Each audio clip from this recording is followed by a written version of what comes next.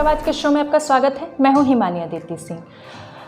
उत्तर प्रदेश में चुनावी सरगर्मियां तेज हो चुकी हैं, तो इसी बीच क्या है जनता के मुद्दे और इन मुद्दों को कौन नेता किस तरीके से पूरा करेगा, इन सभी मुद्दों पर बात करने के लिए आज हमारे साथ हैं चाइल्स के बसपा से प्रत्याशी अतुल द्विवेदी। तो आइए बात करते हैं अतुल द्विवेदी से।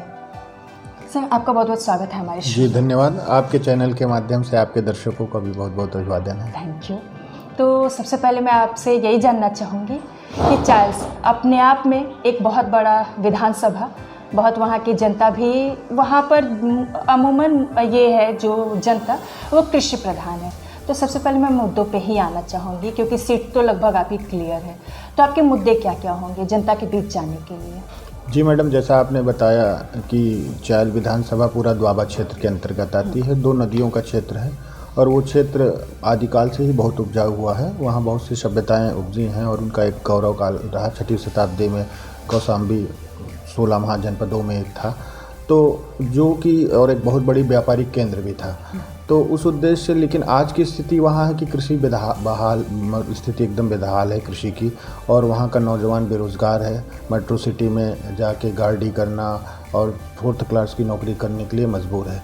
उसका मूल विषय यही है कि वहाँ के जो भी आज तक के नेता थे या जो भी लोगों ने निर्वाचित किया, उनकी दृष्टि इस विषय पे नहीं गई कि अगर उस कृषि को हम मजबूत करें और कृषि आधारित उद्योगों की स्थापना करें तो किसानों को उनकी उपज का अच्छा मूल्य मिल पाए और नौजवानों को उसमें रोज़गार मिल पाए।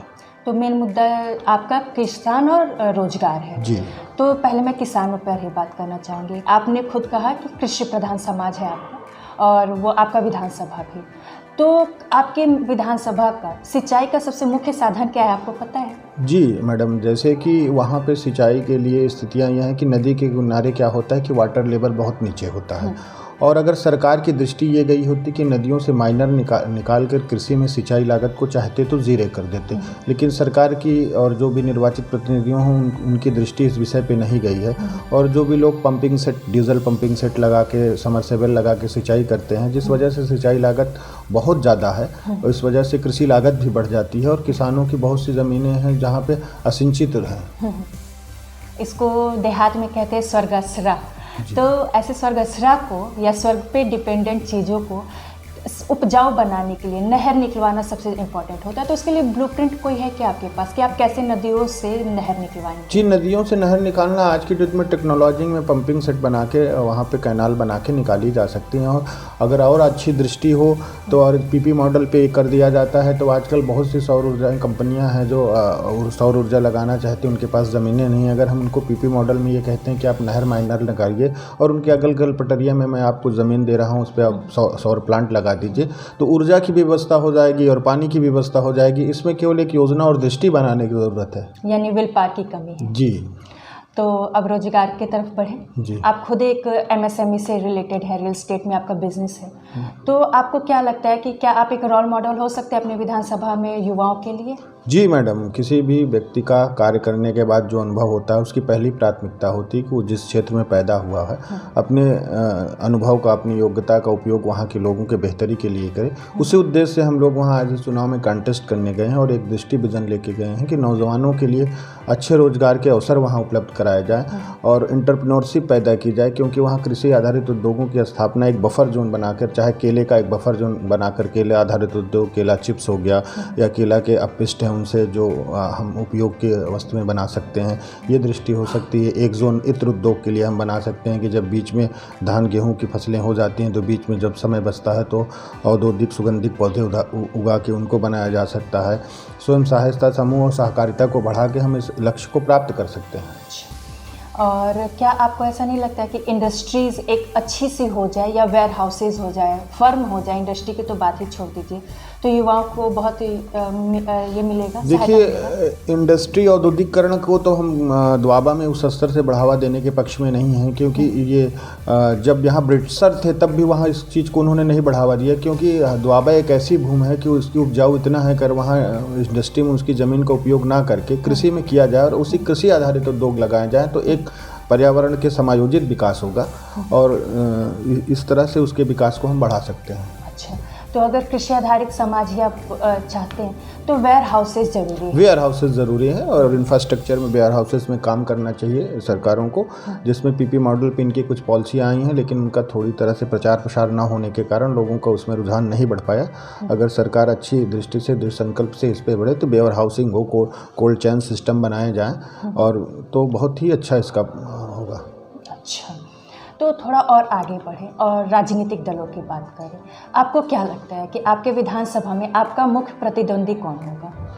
देखिए, राजनीति में मुख्य प्रतिद्वंदी का मूल्यांकन से ये होता है कि हमारी वहाँ पे जो सामाजिक संरचना है और जो लोग काम कर रहे हैं उसके आधार पे भारतीय जनता पार्टी से वर्तमान में विधायक हैं, निर्वाचित हैं, और वहाँ पे जो लोगों की जन आकांक्षा थी उनसे वो पूर्ण नहीं हुई तो उनके प्रति जन आक्रोश ज़्यादा है। दूसरी बात आती है कि आपने कहा कि कृषि आधारित है, ज़मीनों का सुपोषण होना चाहिए था, तो ज़मीन का सुपोषण ना करके वो ज़मीनों को अधिग्रहण करना और लोगों को लेने जैसे विषय में चले गए हैं, तो उनके प्रति लोगों का जन आक्रोश ज़्यादा है।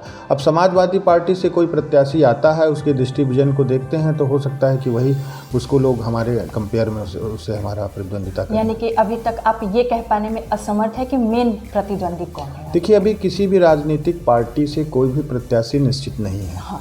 तो इस आधार पे किसी प्रकार से किसी को मूल्यांकन का, जब प्रतिद्वंदी आ जाए तब उनका मूल्यांकन किया जा सकता है।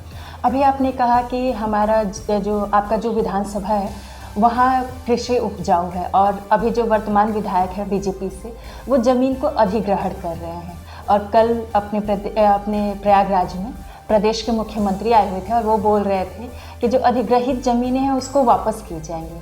क्या यहाँ पर आपको एक ही पार्टी के दो नेताओं के बीच में विरोधाभास दिख रहा है? कहीं ना कहीं ये सरकार के शासन प्रशासन की नीतियों में ये दो विषय मिले हैं कि अगर उनके लोगों ने कहीं गलत कार्य किया है तो शासन प्रशासन ने उस पर दृष्टि न डाल करके विपक्षियों का अगर गलत है तो उसको किया है, करना चाहिए गलत, चाहे पक्ष का हो या विपक्ष का। अगर उसने गलत किया है तो कानून को सामान्य रूप से काम करना चाहिए था। बेरोजगारी का मुद्दा एक बहुत बड़ा मुद्दा बना हुआ है उत्तर प्रदेश में पिछले 4 साल से, और इस समय युवा काफ़ी त्रस्त हैं। तो आपके अपने विधानसभा के लिए, युवाओं के लिए क्या स्ट्रेटजी है? शुरुआत में ही हम लोगों ने चर्चा की कि अगर हमें युवाओं के रोजगार देना है तो हमें कहीं ना कहीं एंटरप्रेन्योरशिप को बढ़ाना होगा और कृषि आधारित उद्योगों की स्थापना होगी, जिसमें युवाओं को रोजगार मिलेगा, किसानों को अपनी फसल का उचित लागत मिलेगा। अच्छा, किसानों के उचित लागत के लिए को पैसे दिलाने के लिए या उपज के पैसे दिलाने के लिए सरकार ऑलरेडी क्रय विक्रय केंद्र तो रखे हुए हैं, वहाँ पर उनके फसलों को खरीदे जाते हैं, उनके उपजों को खरीदे जाते हैं, फिर भी आपको लगता है कि अभी अलग से कुछ करना बाकी है? मैडम, देखिए कि उपज का जो इनका क्रय सिस्टम है गवर्नमेंट का, जिन एजेंसियों के माध्यम से वो खरीदते हैं, कहीं ना कहीं उनकी स्थितियाँ उतनी अच्छी नहीं है और व्यापक रूप से फसलें खरीद नहीं पाते। लोग लाइन लगाए रहते हैं और जो लोग प्रभावशाली हैं, सत्ता पक्ष से जुड़े हैं, उनकी फसलें खरीदी जाती हैं। और इस देश की सबसे बड़ी विडंबना ये है कि एमएसपी और एमआरपी का आप विषय समझ लीजिए, मिनिमम सपोर्ट प्राइस गवर्नमेंट के द्वारा किसी फसल के उत्पाद का दी जाती है। तो एमएसपी को यही किसान मांग कर रहा है कि आप ये मिनिमम सपोर्ट प्राइस जो हमने दिए हैं उसको आप मैंडेटरी कर दिए कि इस मूल्य से नीचे हमारी फसल कोई ना खरीद पाए। और दूसरी तरफ रिटेल उद्योगपतियों को आप एमआरपी देते हैं, और आप बताइए क्या कोई सामान आप किसी जनरल स्टोर से एमआरपी के नीचे पे खरीद सकते हैं? मैक्सिमम रिटेल प्राइस पे बिक्री हो रही है और मिनिमम में लेने के लिए आपको दिक्कत है। तो ये सारे ये दृष्टि सरकार को करनी चाहिए कि एमएसपी को मैंडेटरी कर देना चाहिए। एमएसपी से नीचे जो गवर्नमेंट के द्वारा किसी फसल का एमएसपी मिनिमम समर्थन मूल्य लागू कर दिया गया है, उससे नीचे खरीद फरोख्त उसकी नहीं होनी चाहिए। थोड़ा सा अब राजनीतिक आंकड़ों पे बात करें तो 2012 से पहले आपकी पार्टी की सरकार थी, तब कुछ बातें थी जो इन सरकारों पे लगी, जैसे प्रशासन को तो अच्छा माना गया, लेकिन जैसे SC/ST एक्ट्स के भी बहुत दुरुपयोग हुए जो जिन पर अब लगा है वो अभी तक लोग भूले नहीं है। तो क्या आपको लगता है कि इस बार कुछ फ़ायदा मिलेगा? देखिए, SC/ST का जो कानून बना है, जो भी चाहे महिलाओं की सुरक्षा के लिए भी कानून बने हैं, जो भी समाज में जिनको लोग समाज शासन प्रशासन समझता है कि ये निर्बल है, इनके किसी सशक्त समाज के द्वारा इनके साथ अत्याचार, उनके प्रोटेक्शन के कानून बनाए जाते हैं और फिर उनकी दुरुपयोग ना हो उसके लिए शासन में एक प्रक्रिया बनाई जाती है कि IPS CO रैंक का अधिकारी उसकी विवेचना करेगा, उसके बाद उसका इम्प्लीमेंट करे। तो शासन के द्वारा इसकी तैयारी की जाती है कि कहीं इसका दुरुपयोग ना होने पाए, लेकिन उस दुरुपयोग के डर से जिनको ज़रूरत ज़रूरत है प्रोटेक्शन की वो प्रोटेक्शन ना दिया जाए, वो भी उचित नहीं होगा। हमारे ये में कानून व्यवस्था में एक बात कही जाती है, justice delay is justice deny. अभी 3 से 4 महीना पहले बलिया के एक व्यक्ति थे जिनके ऊपर SC/ST एक्ट लगा हुआ था और उनका 7 से 8 साल समय जेल में बीत गया और लास्ट में वो बरी हो गए। तो ऐसे लोगों के लिए फिर क्या हो?